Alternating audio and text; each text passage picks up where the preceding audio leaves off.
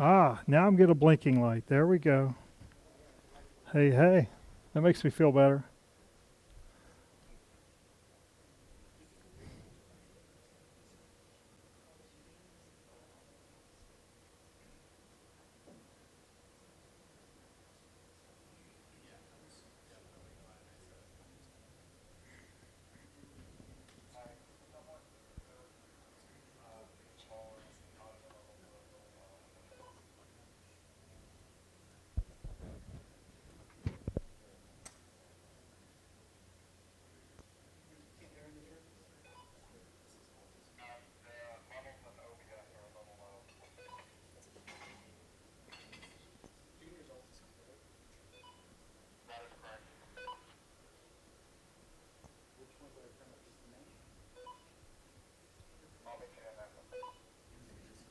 Do you need, do, does he need me to test? Test, test, test?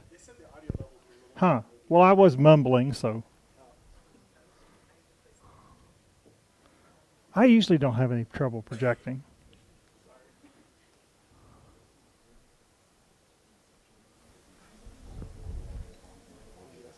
It's that one then. Okay. The green one.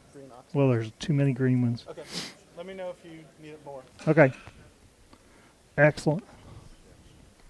Oh, I'm ready to start. I got a green light. Here we go. Welcome. How many more people looked at the things and what the heck is Harvester? Why am I here? Anyway, my name's Dwain Sims. I am a sales engineer with SUSE. I've been working for SUSE about 5 years now. I am based in Raleigh, so I drive down here. Have been living in Raleigh for about 23 years now. So been there for a while. And I've been, this is my first Southeast Linux Fest was 2012, I think, as I recall. It was when it was still downtown Charlotte. And I think they moved out here the next year. So I've been to a few of these. I think the first time I spoke was like 2013, I think. Anyway, so I've had a varied history of companies I've worked for. Been working for SUSE for about 5 years. Before that, I was working for Western Digital till they laid me off. And then before that, by acquisition, was working for SanDisk, and before that, Fusion IO. And then I used to work for a little company called Steel Eye Technology that was based out of Columbia, South Carolina. So, been messing around with this stuff for years. Also did some time with Sun Microsystems back in the 90s. Yay, Sun. I still to this day can't believe they're not there anymore. It boggles my mind to think that Sun's not around anymore. So it goes. Well, so what about SUSE? SUSE has been around for 30 years, believe it or not. Long history of Linux distribution. What was really the first commercial Linux distribution that was put out. In 2020, we acquired Rancher. In 2021, we also went public. So we're actually a public company, publicly traded company on the Frankfurt Stock Exchange. We are a freestanding entity yet again.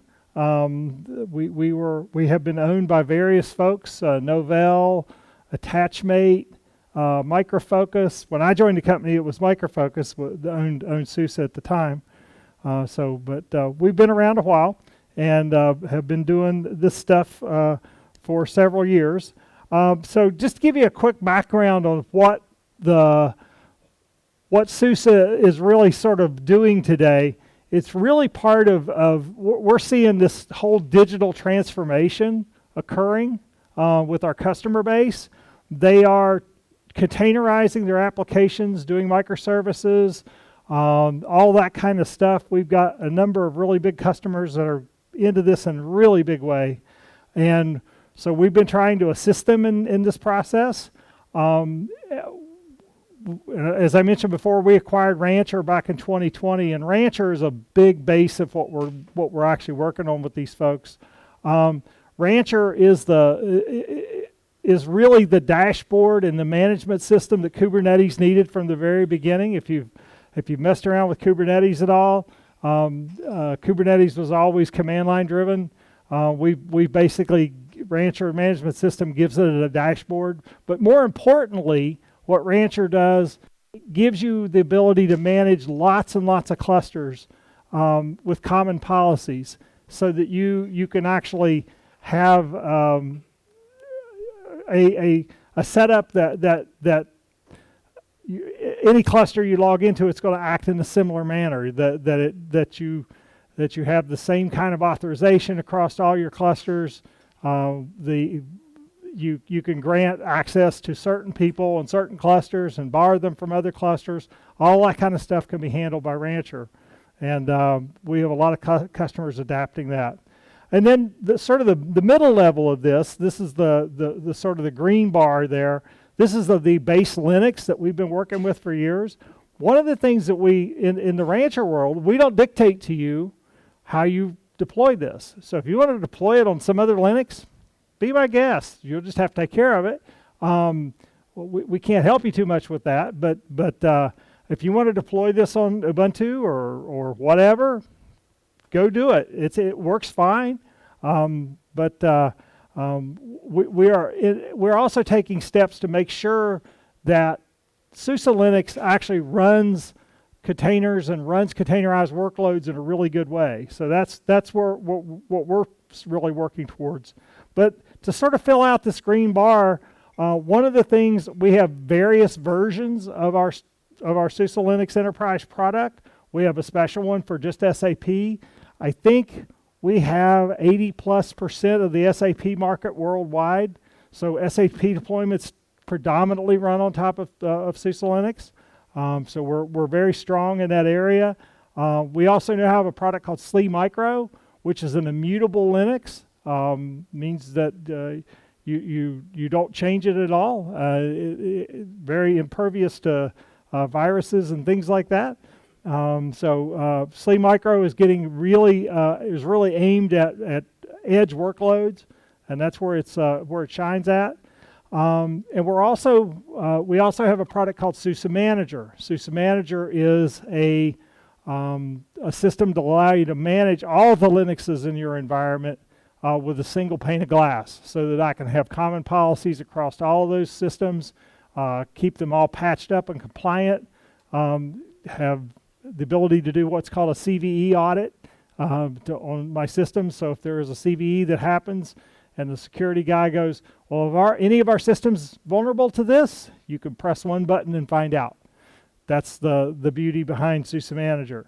And again, we don't care where you run this at, whether it's in data centers, development environments, at a branch office, out at the edge. We don't really care where you're doing that at. We're trying to make this work everywhere. So that's the idea. So what the heck is Harvester, and why are you here?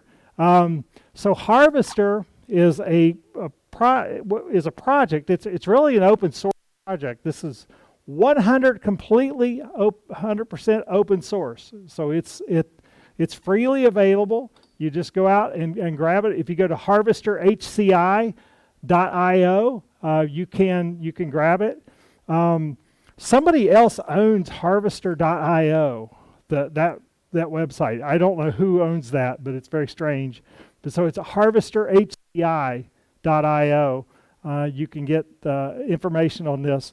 But so how does this work? Well, basically, Harvester allows you to run virtual machines on top of Kubernetes. That's basically what it does. We're using Kubernetes as the basic virtualization hypervisor, if you want to call it that. Really working with this tool called KubeVirt. And every time that I say the word KubeVirt, I think of the old video game, Qbert. Anybody remember Qbert? Yes, I see a few hands. I say Qbert, and I think of the little guy bouncing on the triangles. It's like, geez. Anyway, Harvester is actually based on this project called KubeVirt. It's also based on a project called Longhorn. So we're bringing in best of breed upstream projects into this. So we're not having to reinvent the wheel for doing this kind of virtualization. Longhorn is a way of actually giving, in a hyper-converged way, to give you block storage, so that if you're setting up a Kubernetes cluster, each one of the nodes in the Kubernetes cluster will actually help you provide storage for it. So you can actually hang your disks right off of each one of the worker nodes in your cluster, and they become then the storage basis for your cluster. So we're actually using that as part of Harvester. So and then of course we're using the Rancher management system. The Rancher is actually the UI for it. So and again, if the demo gods are with us, we'll go take a look at it here this morning. You never know. It wasn't working that great last night because the hotel wireless was not good last night. So I was having a bit of a challenge with that. So what we're trying to do here is really to let users manage their entire infrastructure in the same way. So just in the same way they're managing their containers on their Kubernetes clusters, we will give you the ability to manage virtual machines in that world as well. Just to give you that single console that you could get to and look and see all of my workloads and what they're doing, whether they're running on virtual machines or they're running on containers. Really letting you do this at scale. So one of the things that I think that's going to be so important about Harvester as we go forward is really at the edge. And I think this is the place where it really begins to play out. Imagine, if you will, that I'm on my containerizing journey, and I've started to containerize my applications, and I've got 5 of them I need to deploy at the edge. Well, I figured out how to deploy 4 of them as containers, but 1 of them still running on Windows or something like that. That is really hard to containerize. Well, what do I do with that 5th one? Because I can't completely move forward until I have all 5 apps. Well, Harvester would give you the ability to do that, because I could still take and run that one last app in a virtual machine, but still let my other 4 apps run as containers out on a Kubernetes cluster at the edge, so that over time, as I get that thing finally done and actually get it done, and then I've got a place to run it when I get out there. It gives me a way to make that last step without having to do that really hard piece. So that's the area I think where this is really going to shine at. So again, this is really aimed at hyper-converged kind of infrastructure. I'm going to be brutally honest with you, because some of you folks know me from years back, and I'm usually pretty honest about things and try to be, call spades and all that kind of stuff. This is a case of Harvester is a 1.0 product right now. I would not say that it's ready for you to go and completely rip out your VMware installation and put it in place. I don't think it's quite there yet. It probably will be in a year or two as it increases in maturity. We will be doing a 1.2 release this summer, and it gets better each time. So it's moving right along in the right way. So again, now that wasn't supposed to come up that way. What happened there? Anyway, so again, as you look at this and the various places you could actually deploy Rancher, you've got the ability to actually run this, in the cloud. Again, I don't see this being a cloud kind of thing, because you're already virtualizing out there. This is really aimed at bare metal. That I'm going to put this on physical clusters. That's where I'm going to tend to use it at more, is in the data center. And then, as I mentioned before, running at the edge, I think that's where the strongest use case of using Harvester is at. So again, it's very open, interoperable. Again, you can go grab it today and install it and start using it. If you've got some servers sitting around that you're not doing anything with, it runs pretty darn well on 3 servers if you've got them that you can actually stand it up. I guess I would urge you to go and grab it and take a look at it. It costs you nothing, so go and take a look. Now, if you do decide to put it production and you say, ooh, I'd like to have commercial support for this. I'd like to have somebody to call if something goes bump in the middle of the night. We do offer support on Harvester, so we could glad to talk to you about that. SUSE is an interesting company. We have no intellectual property.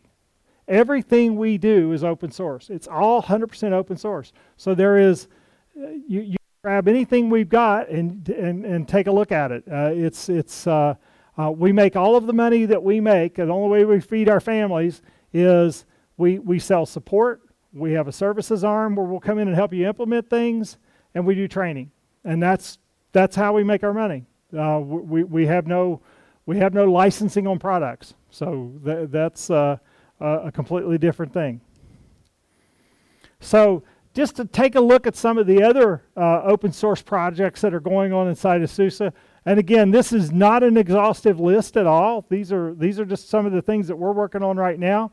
Last year at Southeast Linux Fest, I gave a talk on this product that's up here in the left-hand corner. That's the Rancher desktop. I don't know if you have heard about that or not, but Rancher Desktop is a project that allows you to take and run Kubernetes on your laptop or on your desktop machine, whatever you're using. In fact, I'm going to Germany in about 3 days, and I'm going to be giving a talk on Rancher Desktop at SUSECon. SUSECon starts week after next, so I will be going there and doing a talk on that. At SUSECon. Again, Harvester we've been talking about. We also have Qborden, which is more in the security space. Another one that's becoming really interesting is Apinio. Maybe I'll do a talk on Apinio sometime at Southeast Linux Fest. That would be interesting. So Apinio is really a development environment. If you've ever been around Cloud Foundry, anybody familiar with Cloud Foundry? That process. So think of Apinio as a really super lightweight Cloud Foundry. It's Cloud Foundry that you don't need 15 machines to run on. That's the idea behind Apinio. We've also got Opni, which is an AI-driven system for looking at all of the logs that your containerized applications might be creating, and how do I, I've got 80 gigs of logs here. What do I do with them, and how do I get any knowledge out of them? That's what Opni's all about, and being able to actually discern interesting things out of that. So let's see here. How are we doing? And then, of course, we have another project down here called Trento. Trento is interesting for the SAP environments. It's really a way of actually monitoring and looking at SAP workloads and making sure that they're happy and healthy. So that's something we're including with our SLES for SAP project. And then the last one there I will talk about is the UUni. UUni is interesting because that's the upstream project that feeds SUSE Manager. So if you like what SUSE Manager does and you think, I don't want to pay for this, just go grab UUni because it's exactly the same code. So you can actually try it out and do it that way. So we did a 1.1 release of Harvester back in, I guess that was in April. So one of the very first, some of the features that showed up there, we had the first version of our GPU pass-through now, so that you can actually get a hold of GPUs and actually attach them to your virtual machines. So we're moving along in those kind of areas. We have a VM migration tool now to allow you to do that. We'll also let you tie into other storage networks if you need to. That's another improvement in the system. Also the centralized log, so that you got the logging all coming back to the same place. That's another good feature as well. So some of the resources that you might be interested in, that first link there, I'll put these slides out on the Self website when I figure out where to put them. I haven't figured that out yet, but you can grab these slides later. That first link there that you see is really a really good video demo on YouTube.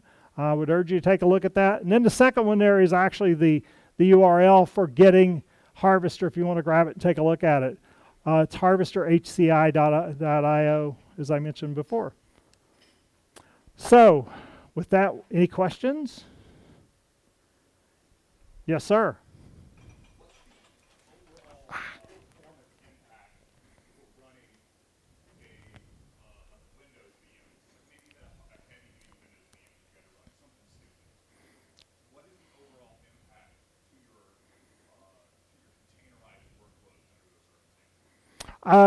It's going to be, it's going to sit there and run just like another containerized workload. It's going to just show up as yet another one. It's going to have the same impact as other heavy containers would have. So, sure, please.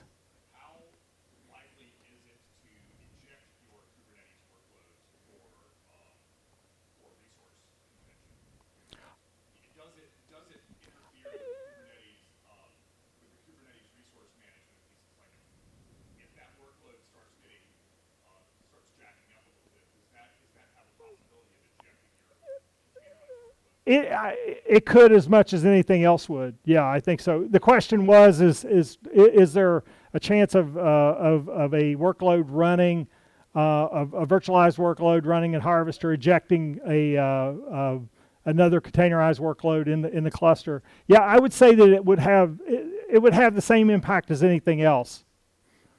And I believe there are some ways to actually dial that back too. I believe there's some ways of doing it. You had a question? Yes, I had a question. Sure.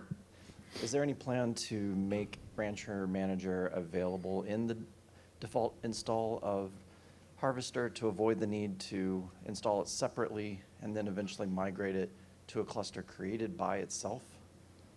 So that is to have. I have kind of heard built-in. that come up before. I think that is something they're looking at as I've been sort of following the Slack channel where they're talking about that. They're not there yet. But they have been looking at that. It has been coming up. Yes, sir. So what happened? So what happens if you lose a node? You mentioned something about it needs at least 3 nodes. What happens if you lose one? I'm assuming Kubernetes can take care of transferring things over, but what about your VMs, and what about the storage? Longhorn handles the storage, right? So Yes. how does that? As long as you've got the right replicas on your storage, you should be fine.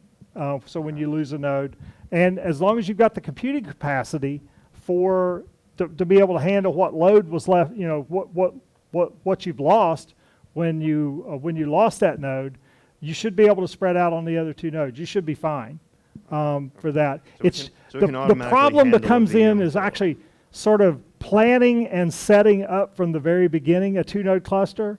Those are problematic. Yeah. Because Okay. Kubernetes just doesn't like 2 nodes. Okay. It wants to run on 3, or at least. But 3 is the recommended. 3 is the recommended, yeah. Okay. Yeah.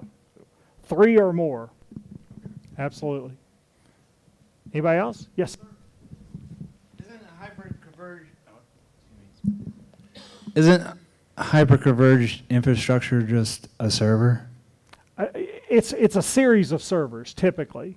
So it's going to be when I think of hyperconverged, what I think of in that situation is I've got my compute and my storage all in the same set of nodes, and my storage is set up in such a way that I've got the storage spread out across all the nodes in the cluster, so that if I lose one, I don't lose all my storage at that time.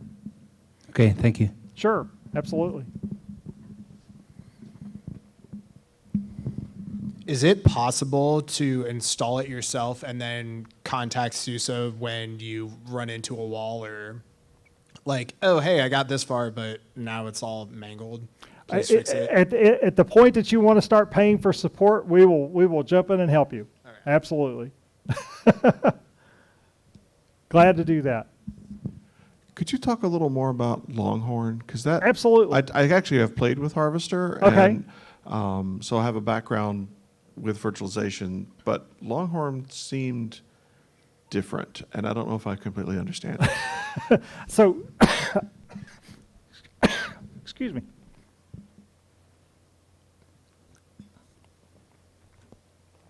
So Longhorn has been around a little longer than Harvester has.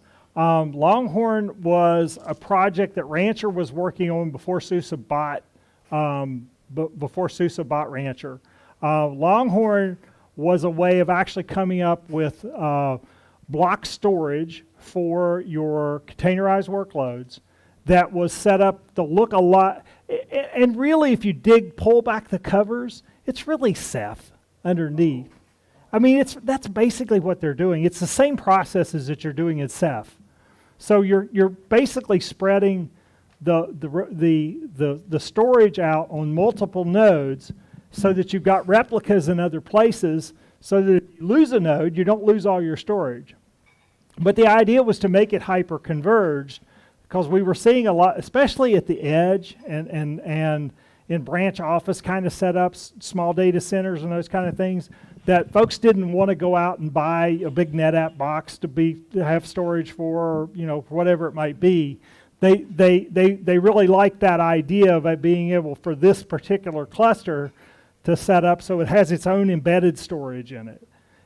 And of course you could always do that with local storage with Kubernetes, but it wasn't very safe because if you lost that node, you lost that storage and then your workloads wouldn't run.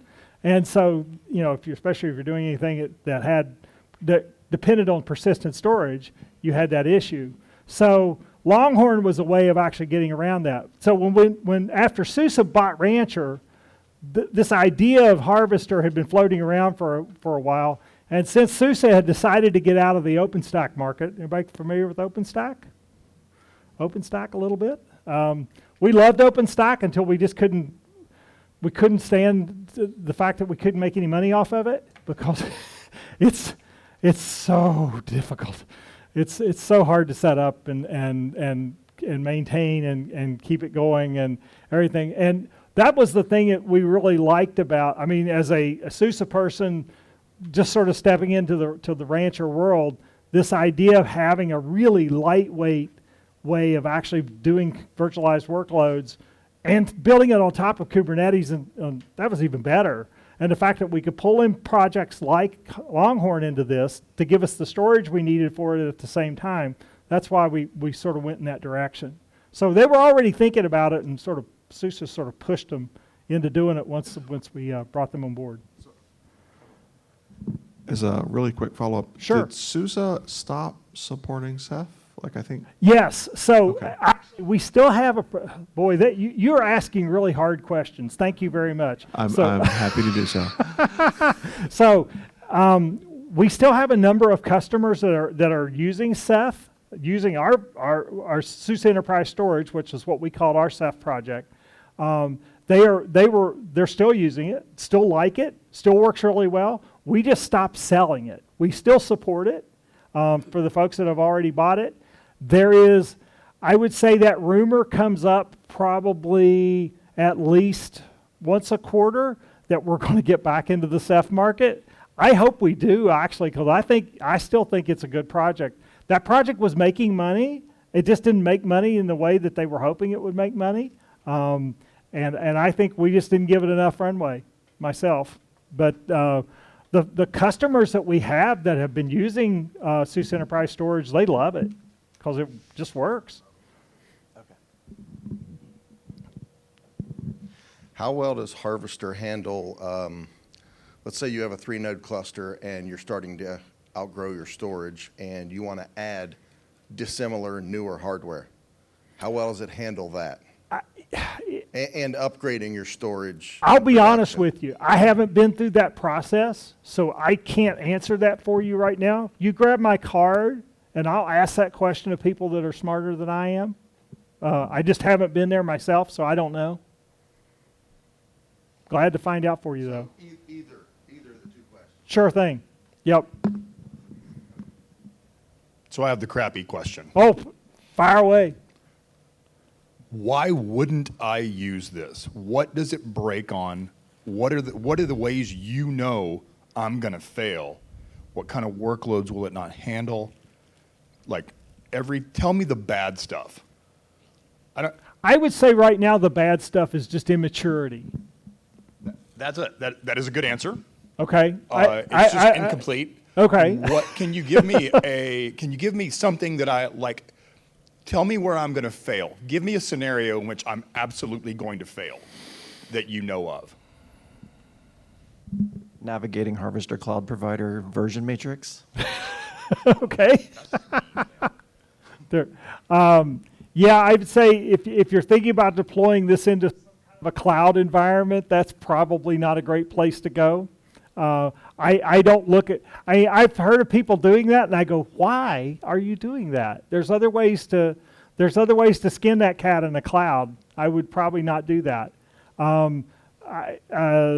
I tend to think that this is a hardware-based, on-prem kind of solution myself.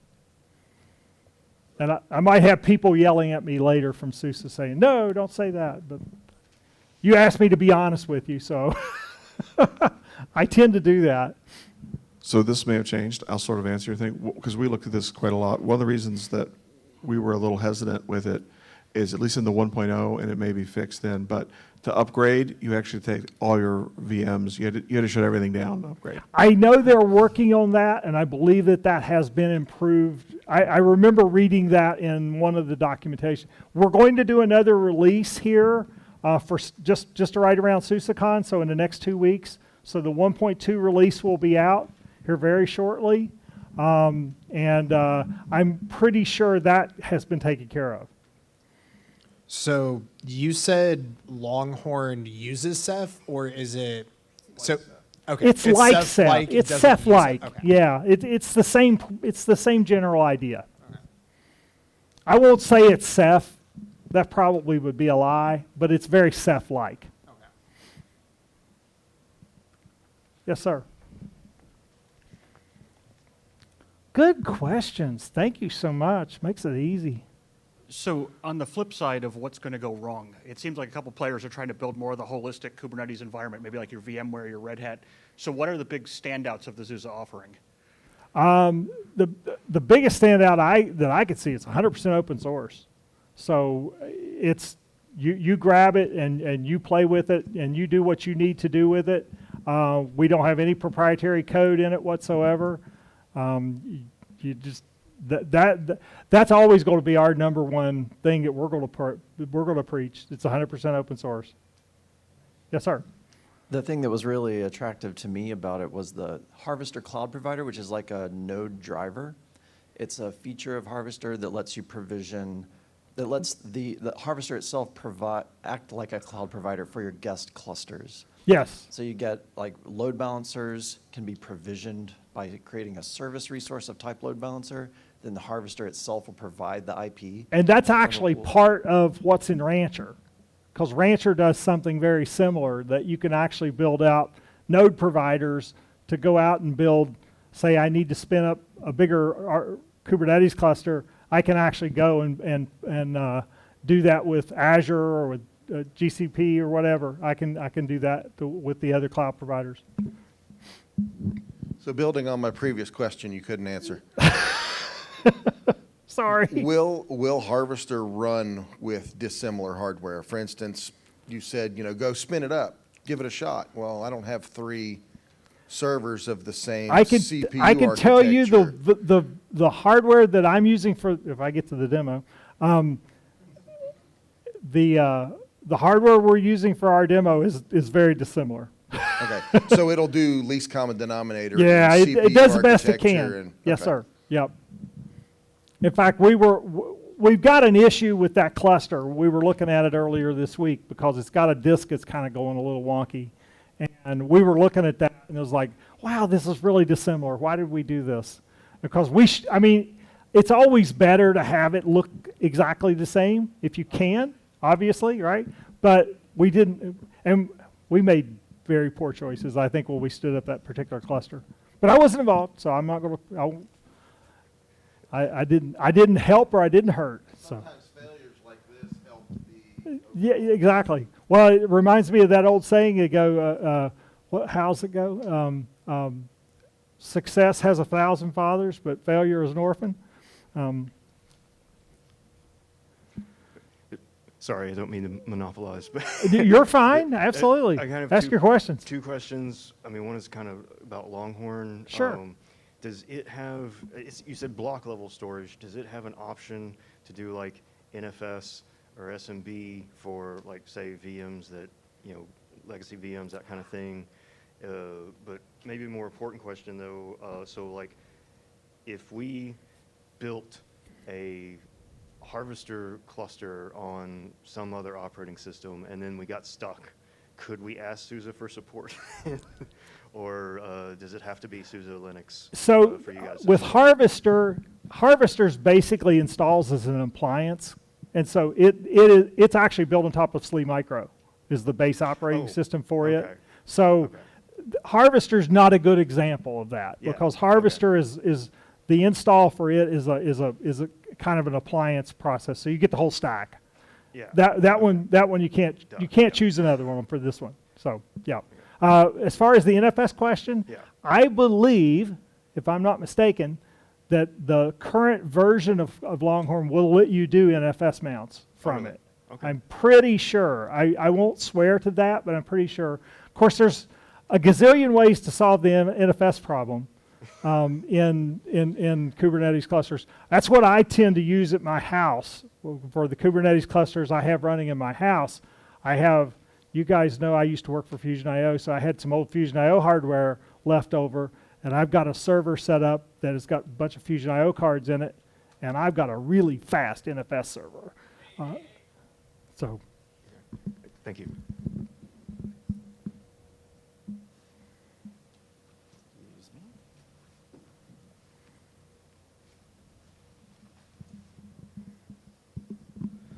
So what are the DR options that you may have? You talked about NFS mounts. With other vendors I've worked with, you could have as much as like a remote cluster that would do snapshots to it.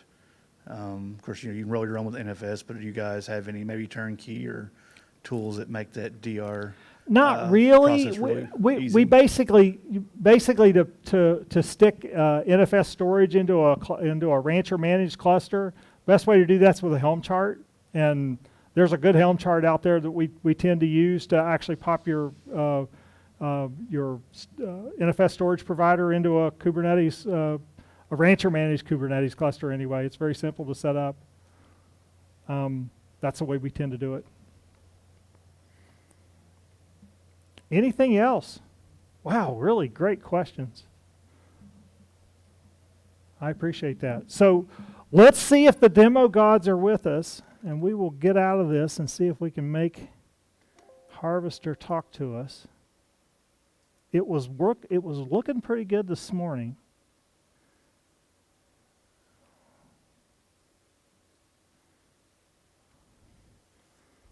See how I'm doing here.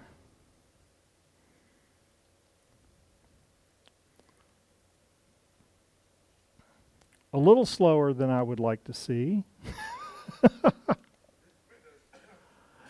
Oh yeah, somebody's doing a thing. Or you brought a Windows system to a Linux conference.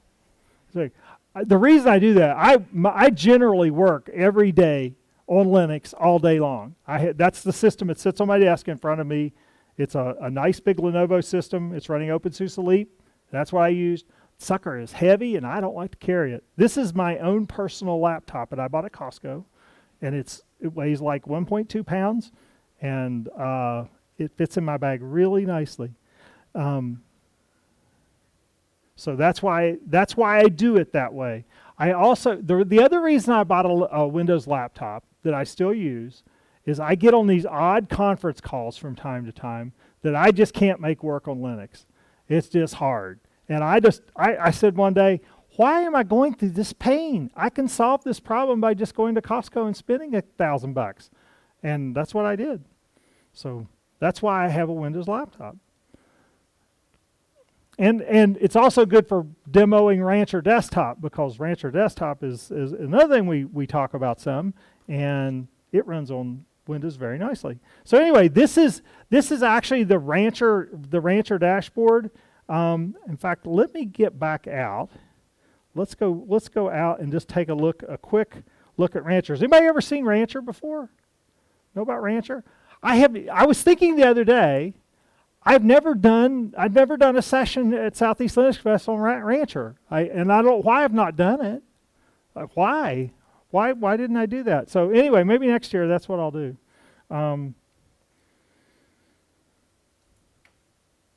I could even do, there's a lightning talks coming up, when, tomorrow? The lightning talks tomorrow or today? I could do 10 minutes on Rancher, couldn't I? I could do 10 minutes here. Anyway, so let's go off to cluster management here for a second. This is actually Rancher. So the idea behind Rancher is I can use Rancher to let me build and manage clusters in a really nice, easy way. Again, 100% open source. It doesn't care where you put your clusters at, whether they're on-prem, in various clouds, multiple clouds. We're happy with that. No, whichever way you want to go. So if I wanted to create a new Kubernetes cluster, I would just click on Create and see how the lag time is. Not too bad. That's not too bad. So I've got the ability to go out and create a Kubernetes cluster on various clouds. You can see here that if I want to go off to Amazon or Azure, GKE, I could do that. And whoever owns this particular Rancher, they've actually put in the other cloud providers too, because they've got Alibaba and Huawei in here and Oracle. So I don't usually turn all those on when I do this. So this one doesn't belong to me. But the other way you can do this is actually building out what's called a custom node. So for on-prem, this is what you would tend to do. And you basically could go out and tell it to install Kubernetes on various on-prem machines that you have running. And when you come out here, you basically say, well, what version of Kubernetes do you want to run? And you basically go and choose that. And then and you'd say, well, what container networking do I want to use? I've got lots of choices there as well, depending on what I'm actually working on. I've got the ability then to, well, let's just go and pretend we're doing this for a second. Let me give my cluster a name here.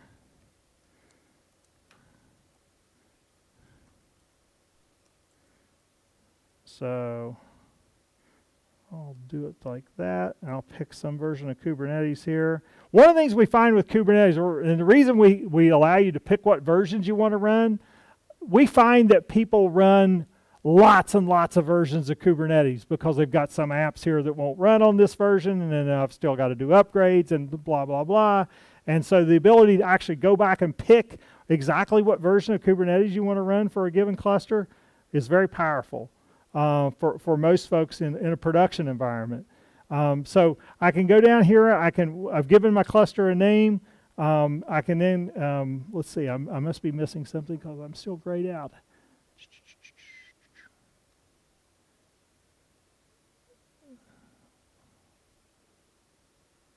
There's something that I didn't pick.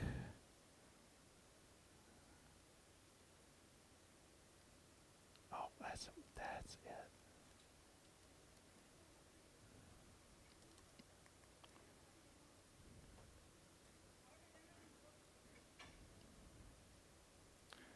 There we go. And now we'll go and create.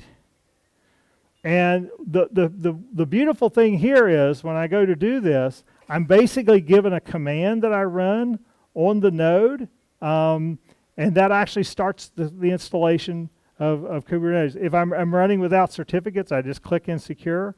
I click Copy. I now go to a terminal window on that particular server, run that command, and that node begins to join the cluster.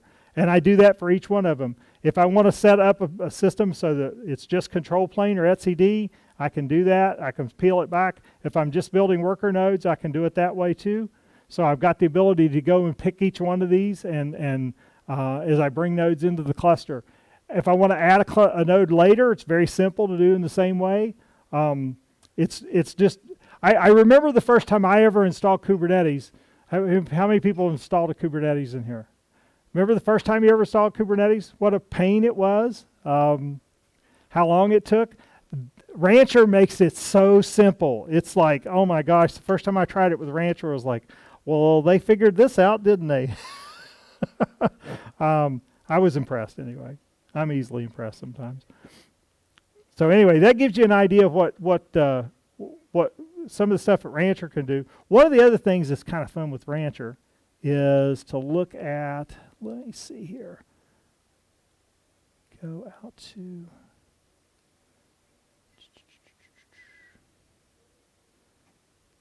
let's see.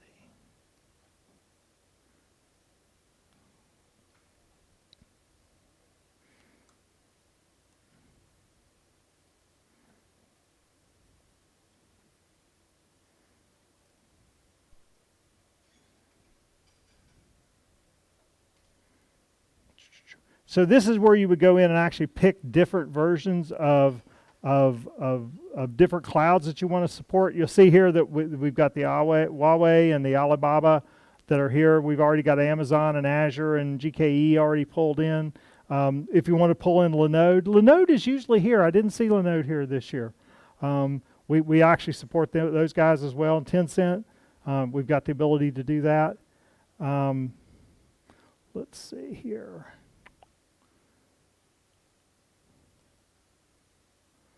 If I go down here to authorization, this is another area where Rancher really shines, is that for most folks that are out there, they're doing authorization with some other tool that becomes the important thing to look at, is not how your tool does authorization, but how does your tool tie in to all the other authorization systems that are out there.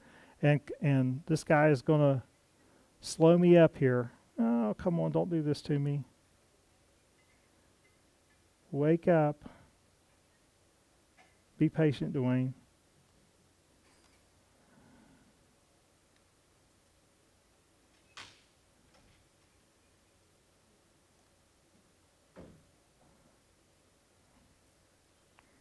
Hang on. But the ability to go off and tie Rancher into things like Active Directory and Okta and even things like I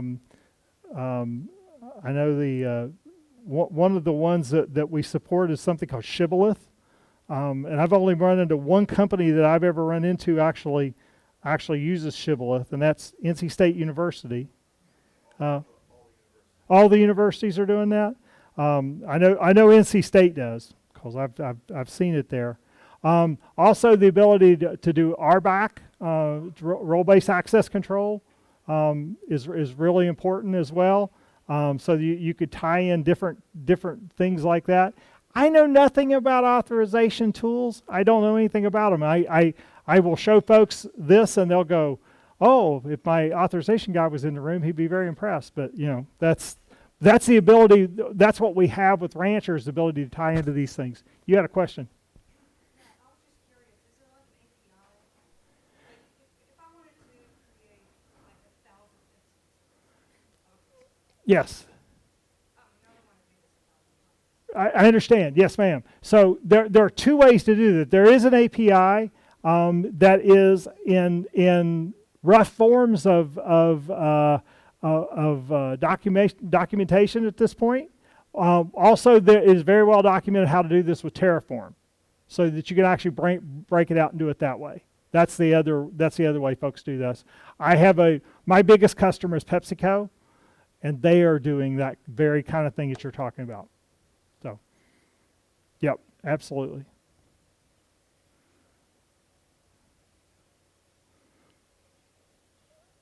So, Same question, but for Harvester. ab- Can you operate Harvester through like an HTTP API or through a Terraform provider? I believe that you can. I have not seen that done. But grab my card and send me an email, and I will find out for you for certain. Okay? So I'm going to dig in and take a look at the Harvester client here. And again, this is the same Rancher that we've been running to look at other things. So if I go off here, I can see all the virtual machines I have on this system. This thing is much improved from last night, because it wasn't working very well at all last night, but I think it was the Hotel Wireless that was my culprit. So you'll see here, I have one VM running here. This is NCVM5. Now the way that this one is set up, you'll notice here that when I built this guy, he was built with and he was given an IP address in this subnet, and this particular subnet, to reach that subnet, I have to turn on the VPN. So let me go do that. We'll make that work. And we'll go try to log into that VM, and you can see that it's actually there and running. And the way that I do this best is with, oh, there it is I'll just bring up WSL, and we'll log into that guy. And let me give you my passphrase. And there we are. So I can run things like top, and I have a working VM. Again, that guy's running in a Kubernetes cluster. So this particular one is running OpenSUSE, or no, it's running SLES 15 SP3 is what this guy is actually running. So just to give you an idea that this stuff is actually alive and well.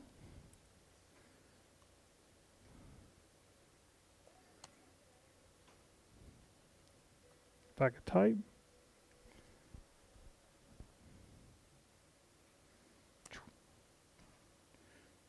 Give you some idea here. Let me get back to my thing.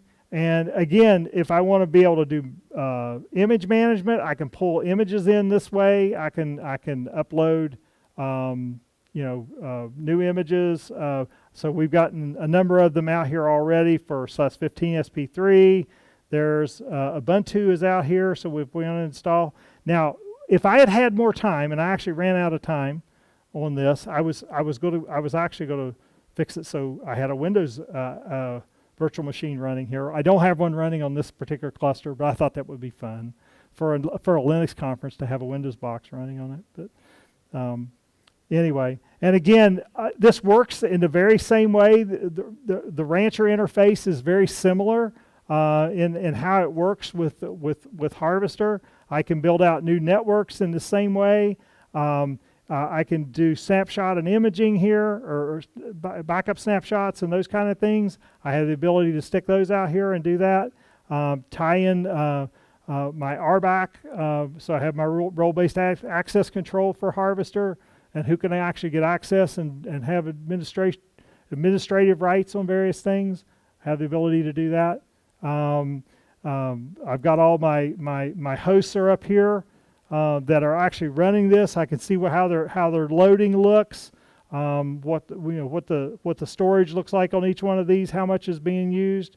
I get an idea of that. So I have all these interesting dashboards to look at to see the health of what's actually going on, how my memory loading is looking, my CPU loading.